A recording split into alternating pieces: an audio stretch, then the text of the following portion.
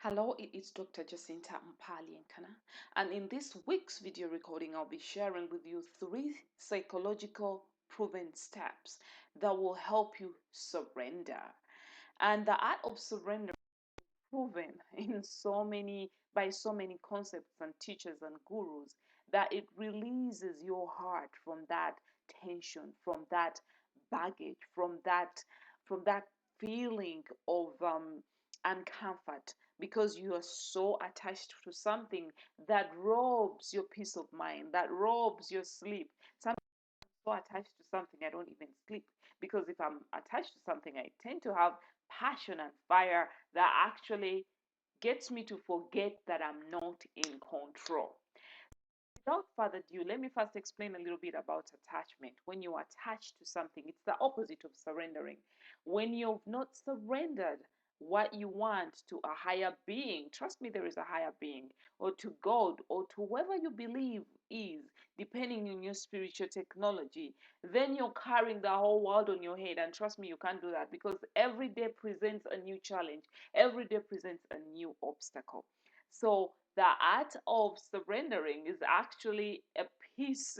It's a manufacturing activity piece. It's manufactured piece. So the opposite, like I said, is attachment. Now, attachment psychologically is protecting your dream, your goal. And this is based on the fact that maybe in the past you tried to achieve that goal, or maybe someone else has told you a negative story about their experiences. So you're protecting your goal because you don't want the same things to happen to you. Let's imagine that you've been applying for a job, you've been jobless for a very long time, and every time you go for an interview, you fail. You're not recruited. You recruit so the next time you're going for an interview, you become so attached to the process, you become so attached to this job because you are psychologically protecting this goal. You don't want anything to happen to your desire to get a job. But you forget that, first of all, you're not in control. There are other people that are going to determine, they are going to make the decision for you to get the job. But your only job and the of you getting this job is to surrender, to let go and let be. And instead, prepare yourself for this, well knowing that with confidence, with the right skills, and you being present when they're asking you the questions, you are the right candidate. So, the first step is to change the story behind your attachment. Remember what I said, normally protect our little goals. I call them little because they are bigger goals, and every goal becomes little once you achieve it. But okay, let me rephrase. The, the reason why we protect and attach to our goals is because we are so worried of what happened in the past, repeating itself in the future. So we are playing a story at the back of our mind. We are repeating that story that is supporting our emotions, okay?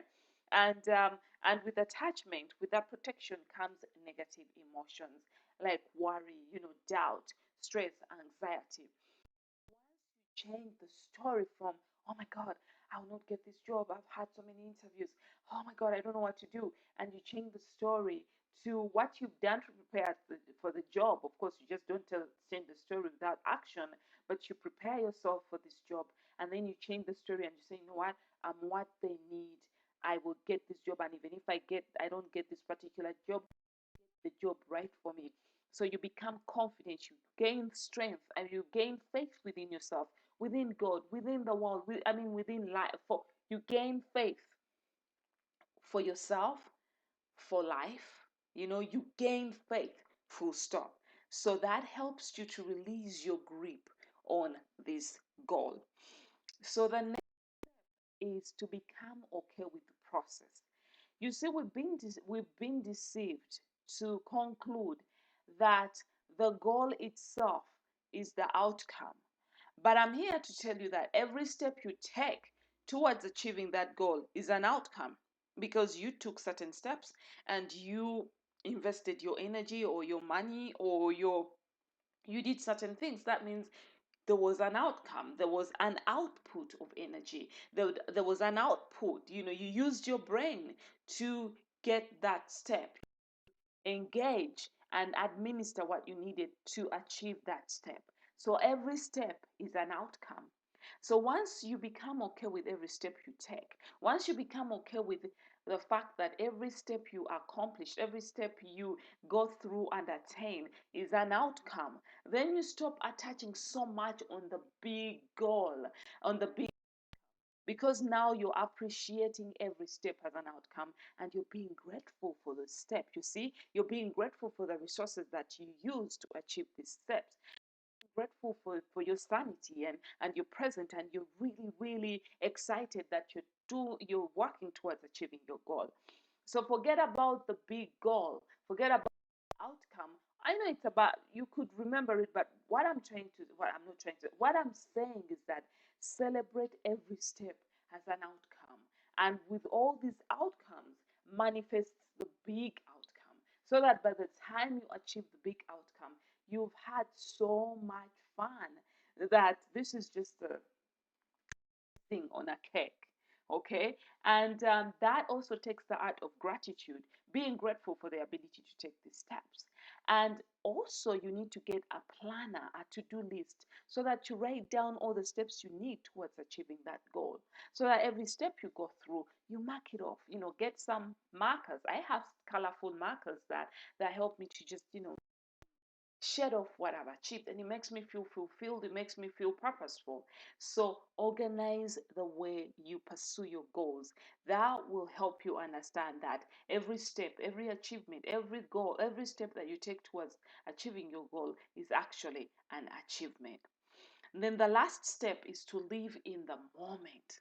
You see, I started talking to you about 5 ago, and those minutes are gone. Every moment is magical. The magic is in the moment.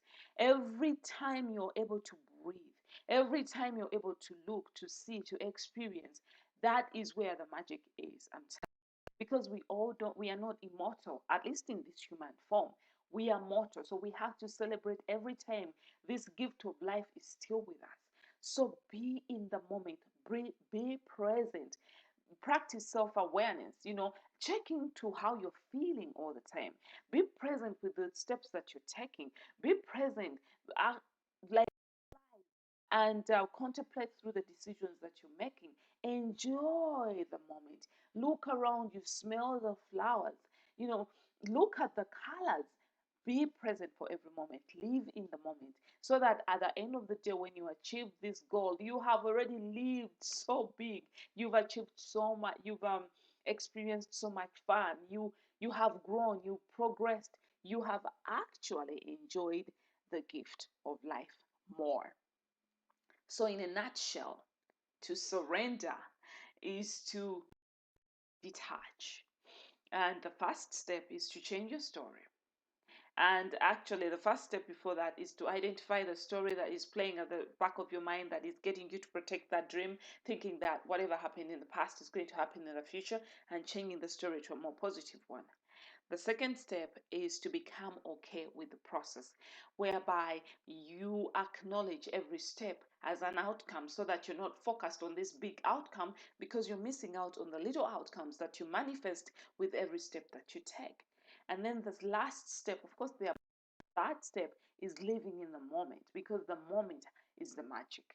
When you do those things diligently and unconditionality, enjoying it, you're detaching from the outcome, because the outcome is now, the magic is now. If you're thinking about a big outcome, it will come when it does, if you're still alive. Remembering that you're not immortal, you surrender to every moment. And surrendering means that you're okay with everything as it is, without expecting anything else. You're in the moment, you're grateful for what you have and what you're doing, and that you're supported in life. Now, I hope this helps. I know it. In the interim, if you're looking for more psychological tools, please subscribe to our channel, or look out for my books. I'll leave the links before. Other than that, no worries. I hope you have a great week, and you God's love and light.